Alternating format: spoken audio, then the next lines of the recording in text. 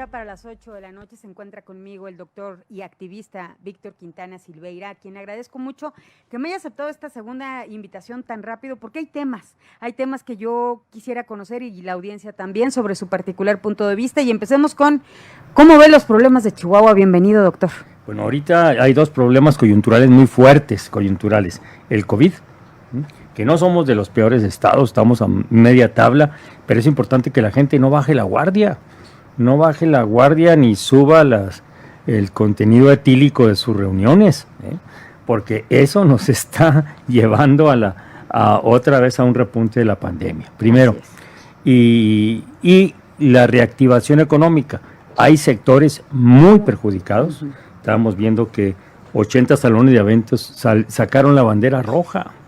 Yo entiendo a esa gente, entiendo a la gente de los gimnasios, entiendo a la gente de algunos bares, pero es que también en la vida privada somos muy desordenados y eso nos tiene como tercer lugar en muertes ahorita y 16 lugares en muertes por cada 100,000 habitantes al país.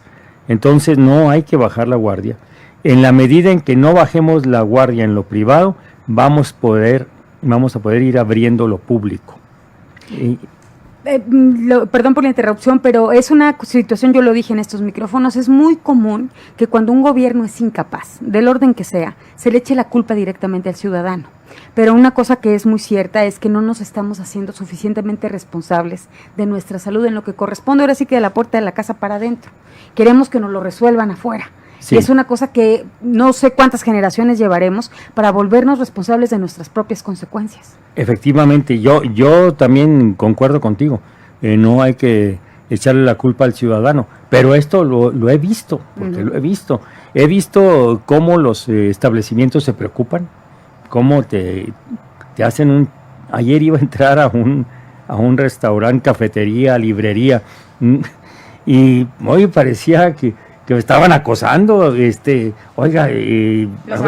los zapatos y todo. Entonces yo creo que ellos están haciendo su chamba. Claro. Entonces, y no me refiero necesariamente al gobierno, que yo creo que el gobierno federal sigue con esa ambigüedad, cubrebocas o no cubrebocas, sana distancia o no, pero creo que sí nos hemos relajado, y lo digo porque lo veo en lo particular. Eso es en la pandemia, algunos sectores que lo han resentido más que otros, y creo que a diferencia de lo que pasa a nivel nacional, aquí se requiere más inversión en reactivar las empresas pequeñas. ¿Por qué lo que pasa a nivel nacional? Porque el programa federal va a la gente más pobre que está en la economía informal, y eso está muy bien, Pero aquí somos el tercer estado que tiene menos sector informal, Chihuahua. Entonces, aquí es importante activar o reactivar las empresas hasta 50 trabajadores, porque hay muy poca gente en el sector informal. Entonces la gente que está en el sector formal debe ser ayudada a través de las empresas, impidiendo el cierre de esas pequeñas empresas hasta 50 trabajadores. Creo que aquí es necesario meter más el acelerador. Y qué bueno que siguen llegando inversiones. Somos de los pocos estados en los que están llegando inversiones. Se las ganamos a otras ciudades más grandes. Sí, se las ganamos y están llegando, y eso nos da gusto. El otro problema coyuntural que tenemos muy fuerte es la sequía. La sequía, o sea, realmente climático incluido. El cambio climático nos está pegando durísimo. Vemos los mapas del país y parece que somos un lunar de no lluvia. Sí, hay lluvia en el noroeste, hay lluvia en el noreste, y en el norte centro no hay lluvia. Entonces esto se está convirtiendo ya en un problema fuerte. Creo que va a incidir muy duro. Mira, ahorita, para que no digan que no soy de repente medio amo de caso. Amo de caso en los dos, con S y con Z. El kilo de frijol ya anda a 41 pesos. 41 pesos. 41 pesos, ya el frijol está más caro que hasta el aguacate, yo creo. 2 aguacates ayer los compré en 45 pesos. O sea, ahí se dan.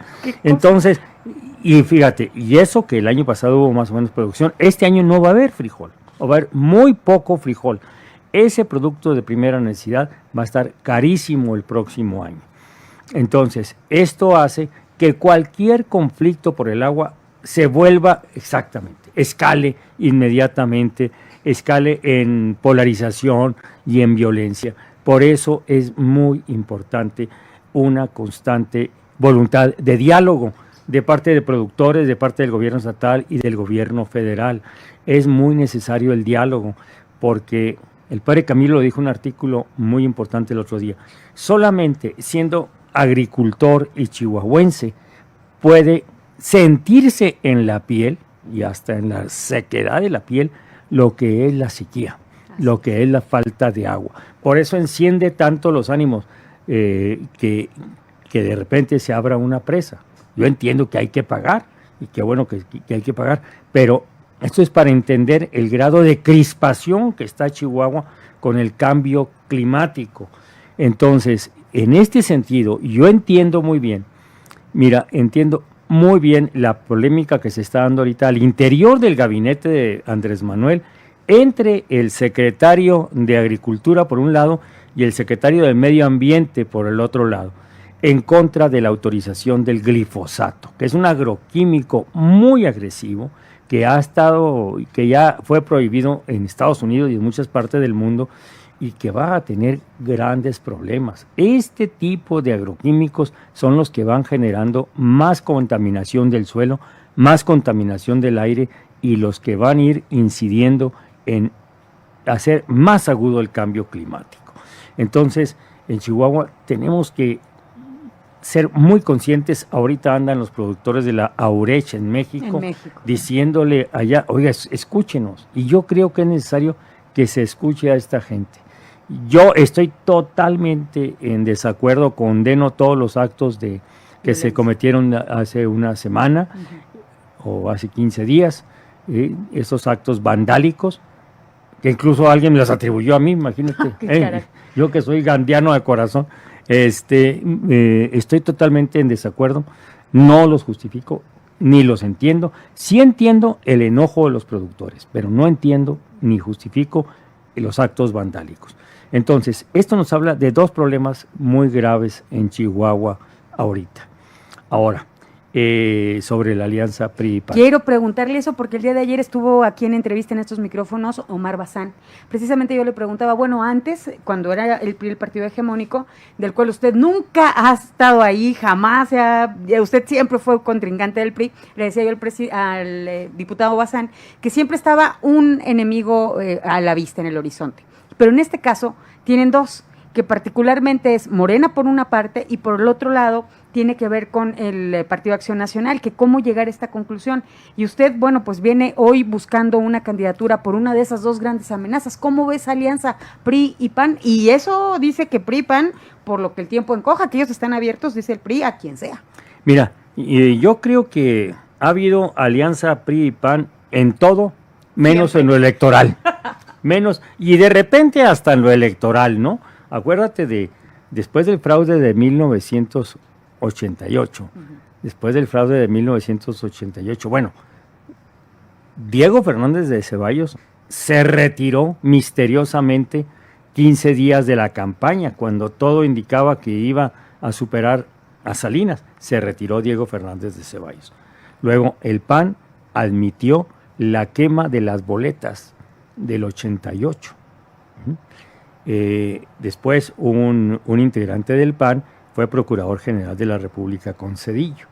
Entonces, en el 1 de diciembre de 2006, Calderón, después del fraude electoral de 2006, no podía ingresar en la Cámara de Diputados a rendir protesta, porque estaba rodeada por simpatizantes de Andrés Manuel.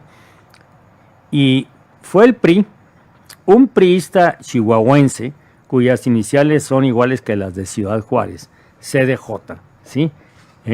César Duarte Jaques, quien le abrió paso a Calderón para que rindiera protesta, ¿sí?, ante el acoso y el cuestionamiento de la gente. Entonces, ¿qué más alianza? Fue una gran alianza PRI y PAN para que rindiera protesta Calderón y para que llegara y el cuestionamiento al fraude electoral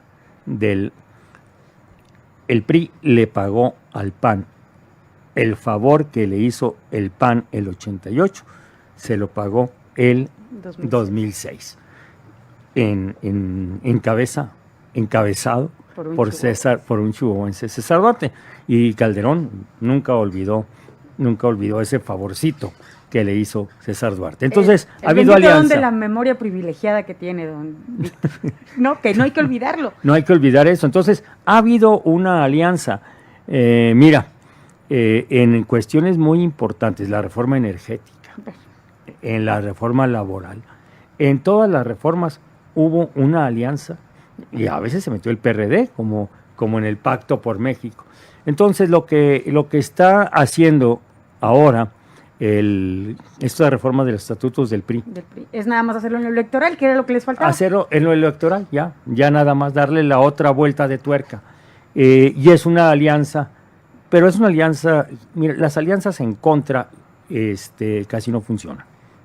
Son muy fugaces. ¿Le auguro un fracaso a eso? No, yo creo que puede ser que funcionen algunas candidaturas, pero una parte del PRI no va a querer votar por candidatos del PAN, una parte del PAN no va a querer votar por candidatos del PRI. Entonces, ahí no es sumar 30% de porcentaje de un partido y 20% de otro, son 50%. No es tan claro. Entonces, yo le veo ahí sus asegúnes a esa alianza. Claro que tienen todo el derecho de hacerla y hacerla con quien más quiera, quienes más quieran.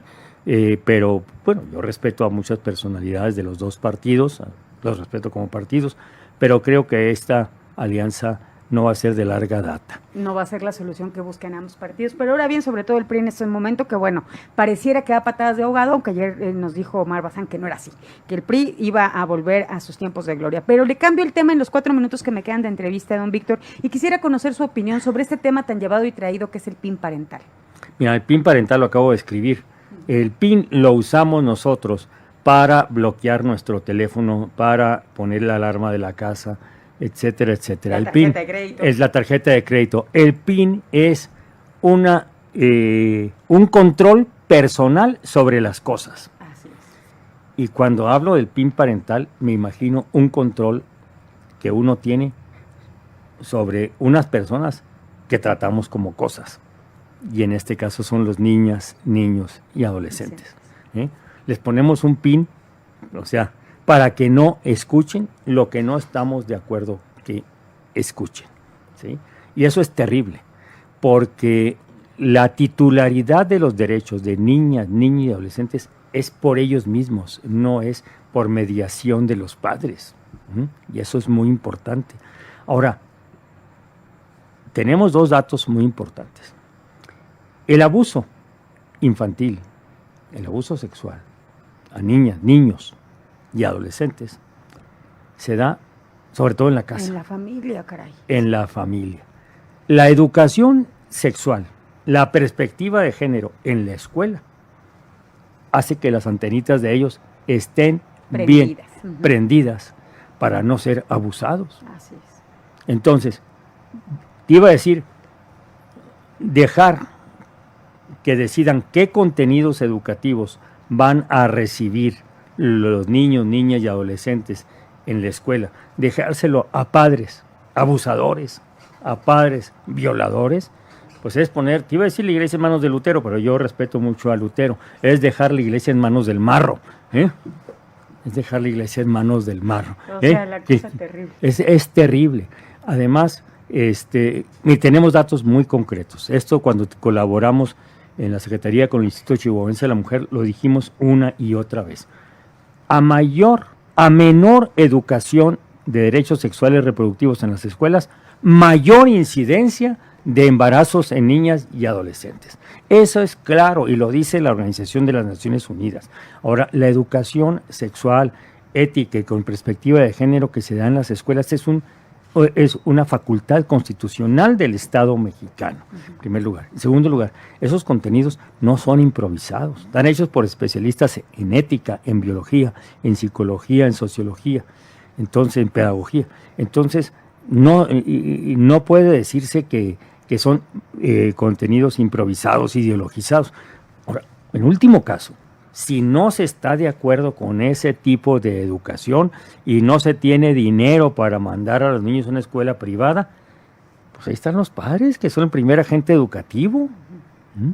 Ellos que se avienten la chamba. Que se avienten la chamba. Entonces aquí le están sacando un poquito el bultito a la chamba. Le están sacando el parche, como el parche, vulgarmente se dice. Don Víctor, tengo que concluir esta entrevista. Le agradezco mucho que haya estado en estos micrófonos y espero, conforme siga este proceso, pues volverlo a tener en estos micrófonos. Muchísimas gracias, yo te agradezco mucho.